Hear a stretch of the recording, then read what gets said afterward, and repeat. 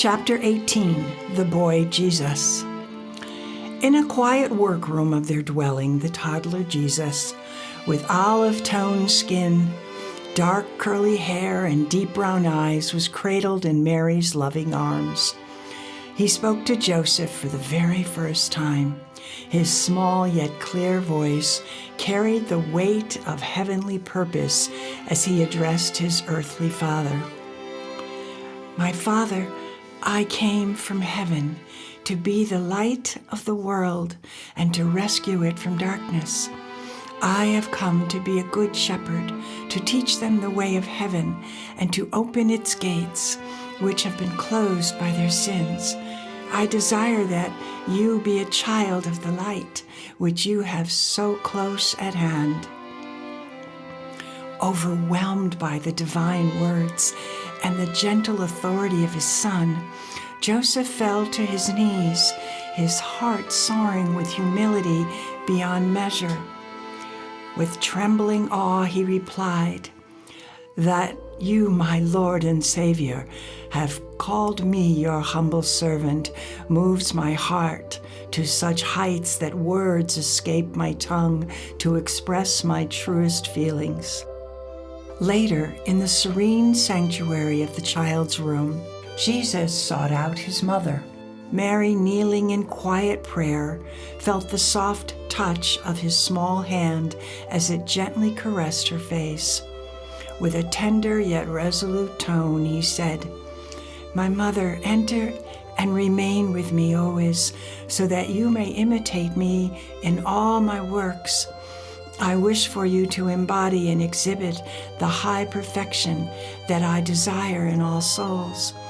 I have chosen you as the vessel of all perfection and bestow upon you the treasures of my right hand, treasures that the rest of humanity have lost or abused."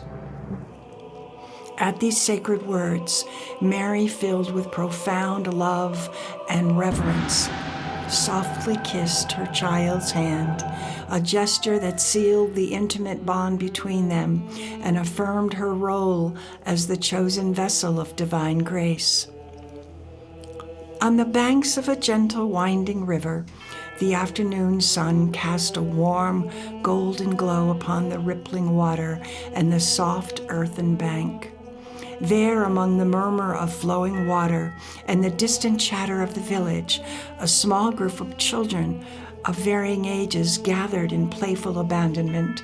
Their laughter mingled with the rhythmic clatter of mothers busy at work, washing clothing in the cool, clear water, their hands moving in a practiced dance that spoke of tradition and care.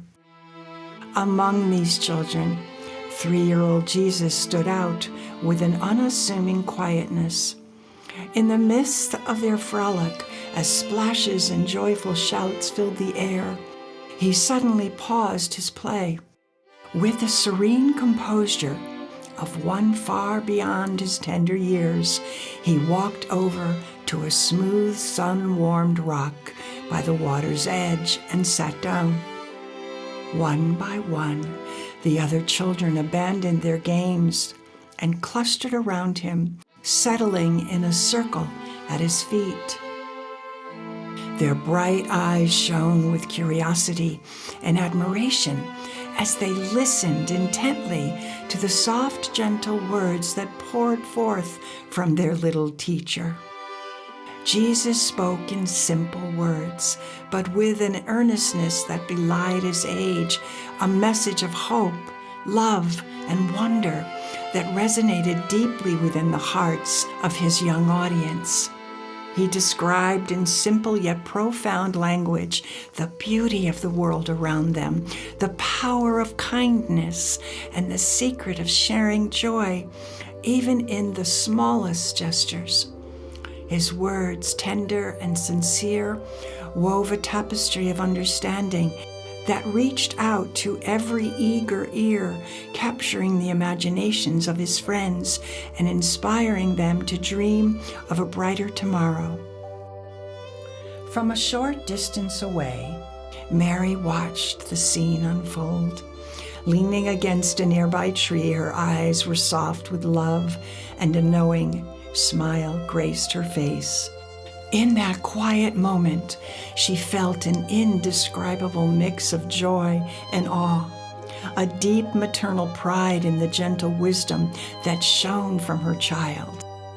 As she observed the simplicity and purity of his interaction with the other children, Mary's heart swelled with gratitude.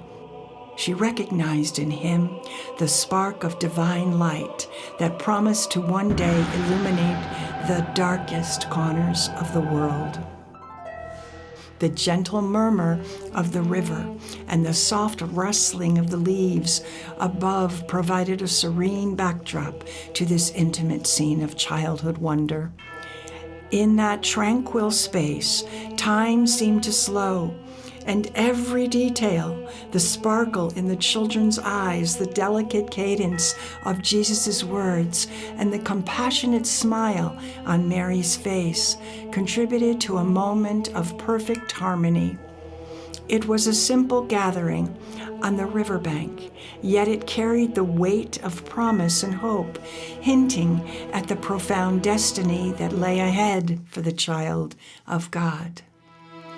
This scene would play over many times over the next years as Mary would take the family's garments to wash at the river, as did the continued ritual of prayer in their home. In the quiet of their house, the air was heavy with both sorrow and sacred anticipation. In a small sunlit room, the now 5-year-old Jesus lay on the floor in a posture that evoked the symbolism of the cross. His tiny body was pale, and from his brow, beads of blood trickled slowly down his face, a sight that filled the room with a deep, ineffable sorrow. At his side, Mary, radiant even in her grief, was caught in a state of prayerful ecstasy. Overwhelmed by the vision of her child's pain, she fell to her knees and gently wiped the red streaks from his forehead. Tears streamed silently down her cheeks as she held back the wrenching pain in her heart, her love for him, a tender balm against the emerging sorrow. The following year, 6-year-old Jesus joined Joseph in his workroom. With a look of quiet determination, Jesus clutched a small tool, and Joseph, ever patient and loving, guided his hands as they worked together on a piece of wood. The rhythmic sound of their labor blended with soft words of instruction and encouragement, creating a moment of intimate bonding between father and son, a silent lesson in craft, care, and the beauty of creation. In another part of the humble dwelling, Mary busied herself in the kitchen. With graceful attentiveness, she arranged a plate of food for their noon meal. Her every gesture was infused with a deep sense of duty and affection, a constant nurturing presence that spoke of the love and commitment binding the family together. As evening fell, the family emerged into the cool twilight. Outside on the lively street, they walked together toward the temple, their laughter mingling with the sounds of daily life. The joy of being together was palpable, a welcome reprieve from the struggles of each day as they strolled along, their hearts light and hopeful. Inside Jesus' small, simple room, now that he had grown to 7 years old, a divine message was delivered. Mary and the young Jesus listened intently as a gentle, unseen voice conveyed that it was time for the family to return to Nazareth. There was a solemn resolve in the air as they prepared themselves for the next stage of their journey, a homecoming that resonated with destiny and promise.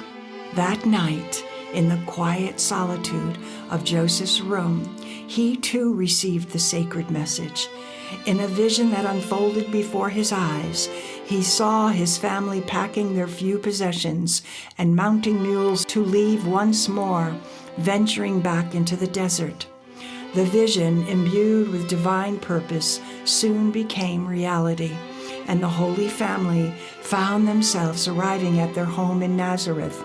There they were greeted warmly by a dear female cousin, Martha, who had taken charge of the old house that once belonged to Mary's parents.